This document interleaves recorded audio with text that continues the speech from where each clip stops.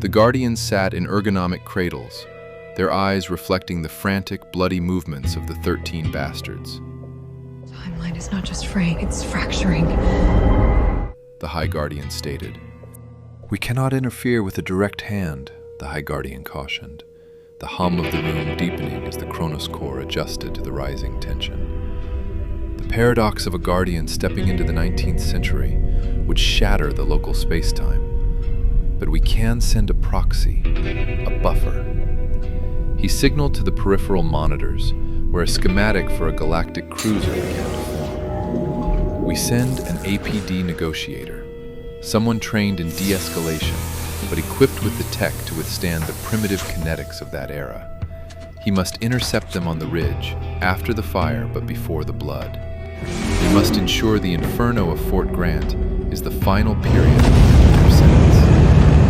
The plan was locked into the crystalline memory of the crew. While the bastards moved through the 1890s, fueled by whiskey and ancient grudges, the distant future was already reaching back across the eons, a silver hook aimed at the heart of their destiny. The 4th of July in Fort Grant was a cacophony of patriotic hubris. The air was thick with the scent of roasted corn, cheap beer, and the sulphurous premonition of the firework display. From the training fields just outside the stone walls, the cheers of the townspeople rose in a great, heedless wave as the first rockets streaked skyward, bursting into sprays of crimson and gold. To the residents of the territory, it was a celebration of order. To the 13 bastards, it was the perfect shroud. They moved through the fort's perimeter like ink through water. Their mixed heritage, the blend of American grit and Mexican stealth, rendered them nearly invisible in the flickering artificial light of the celebrations. They were shadows born of the scrub, moving with a predatory silence that the high-walled fort had never been designed to keep out. One by one, the sentries on post were silenced. There was no thunder of gunshots, only the wet, rhythmic shick of tempered steel and the soft thud of bodies hitting the dirt. Matteo led the way, his movements surgical, his eyes reflecting the red glare of the fireworks with a terrifying lack of emotion. Miguel followed, his blue eyes scanning the barracks with a cold, tactical hunger. They moved with the grace of ghosts, clearing the path toward the fort's infrastructure. In the center of the yard, they found their targets: the long, wooden horse-watering troughs and the stinking urinal troughs behind the officers' quarters. They carried the 10 gallons of kerosene Raoul had died for, a liquid legacy of blood and sacrifice. With methodical intensity, they poured the fuel, the iridescent sheen of the oil spreading across the stagnant water and the filth, turning the troughs into long, hidden fuses of annihilation. For Raoul, Santiago whispered, striking a match. The flame was tiny against the booming sky, but as he dropped it into the kerosene-slicked trough, it roared into a hungry orange serpent. The bastards didn't wait to watch. They slipped back through the breaches in the wall, mounting their horses in the dark brush a mile away. They were barely in their saddles when the first massive explosion rocked the very foundation of the earth. The kerosene had reached the secondary stores, and the fort erupted. The sky, once filled with festive red and blue, was now dominated by a towering, monolithic inferno. The orange flames licked at the indigo clouds, casting a hellish light across the desert for leagues. The justice of the territory, the gallows, the cells, the records of the civilized world, was being reduced to white ash. Matteo reined in his horse, the heat of the distant fire brushing against his face like a physical hand. He looked at the brothers who remained, their faces etched in the flickering light of their victory. Fort Grant is dead, Matteo said, his voice a gravelly rasp over the roar of the fire. He turned his horse's head toward the north, where the stars hung cold and indifferent. Now we finish the line. Now we ride for the Coopers. On the way to the Cooper Ranch, Matteo spotted a strange star. It didn't twinkle. It grew larger and brighter, following them through the night. It looked like a candle lit from both ends, spinning a slow, counterclockwise rotation, golden fire as it ascended toward a high ridge. "It's a treasure," Pedro shouted. "The fire will help us burn the ranch." They rode to the ridge, Miguel and Matteo climbing the jagged rocks and throwing down rope ladders to the others. On top of the ridge sat a craft that defied every law they knew.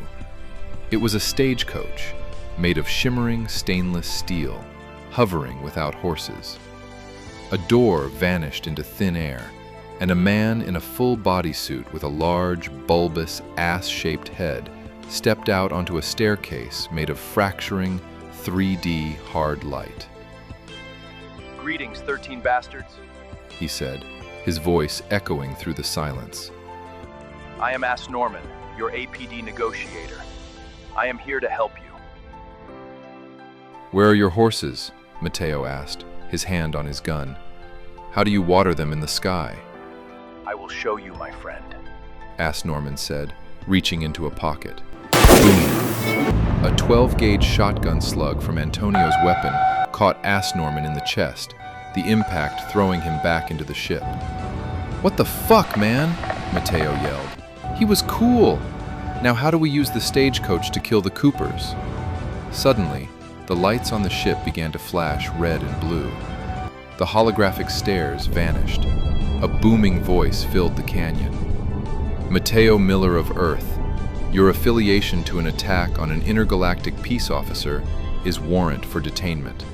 Proceed toward the opening for de-escalation of a hostile work environment." "I don't know what half those words are," Matteo shouted to his men.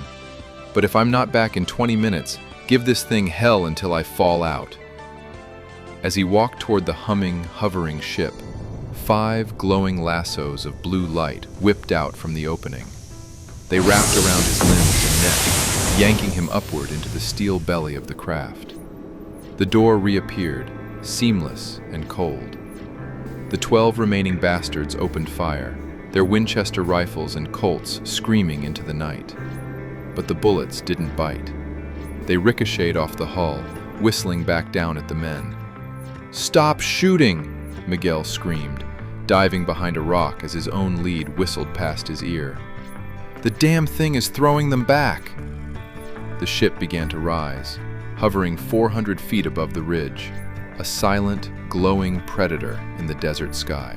Matteo lay submerged in a heavy synthetic darkness, his mind drifting through the wreckage of a fever dream. In the vision, he was a child again, standing in the doorway of a shack that smelled of boiled beans and unwashed wool.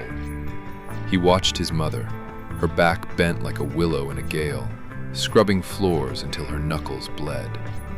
He saw the slow, agonizing erosion of her spirit as she raised him, her eyes pleading for a goodness that was already being replaced by the cold, calcified armor of the man he was fated to become. The dream shifted, the shack dissolving into the vast, white-hot expanse of the desert. Matteo was on his horse, spurs digging deep, chasing a figure on a mount as white as a bleached bone.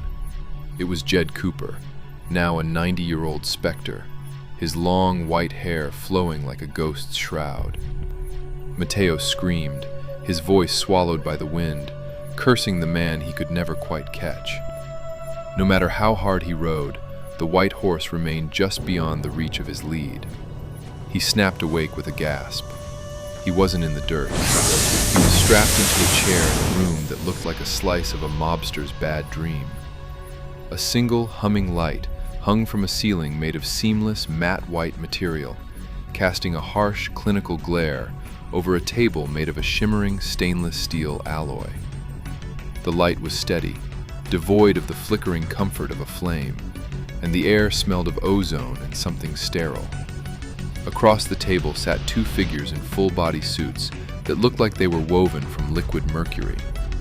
Their heads were large and bulbous, their features hidden behind dark, reflective visors. They moved with a terrifying, synchronized grace, watching him with the predatory stillness of owls. One of the officers pushed a small cup of clear water toward him, and a white cylinder that Matteo recognized as a cigarette, though it looked far too perfect to have been rolled by human hands. Whiskey, Matteo croaked, his throat feeling like it had been scraped with a rasp. The officers didn't move. One reached out with a small rectangular... Enjoy the journey.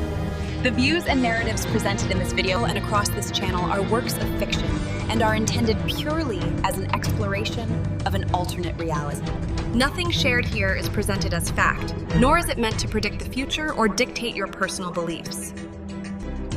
We encourage all viewers to use their own critical reasoning to form their opinions.